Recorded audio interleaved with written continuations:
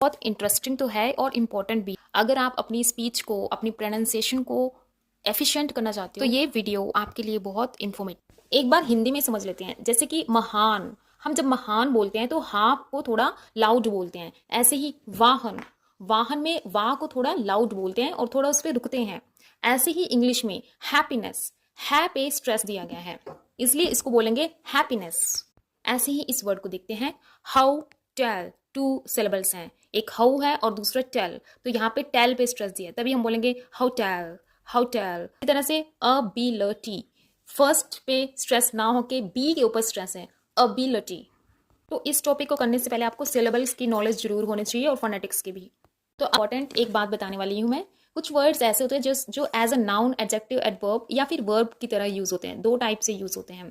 तो ऐसे में क्या होता है, अगर हम किसी वर्ड को एज अ नाउन प्रोनाउंस कर रहे हैं तो उसका फर्स्ट सिलेबल पे स्ट्रेस आएगा। जैसे एड्रेस, एड्रेस यहाँ पे हम किसी लोकेशन की बात कर रहे हैं कि ये एड्रेस कहाँ पे हमें मिलेगा।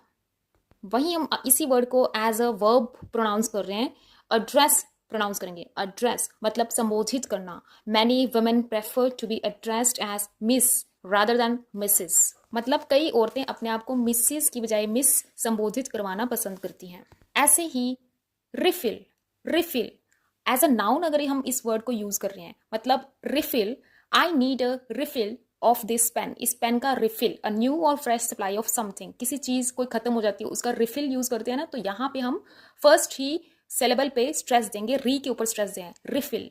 लेकिन अगर हम उसी वर्ड को एज अ वर्ब यूज कर रहे हैं तो स्ट्रेस जाएगा सेकंड सिलेबल पर, यानी कि refill, refill, to fill something again, मतलब किसी चीज को दोबारा से भरना।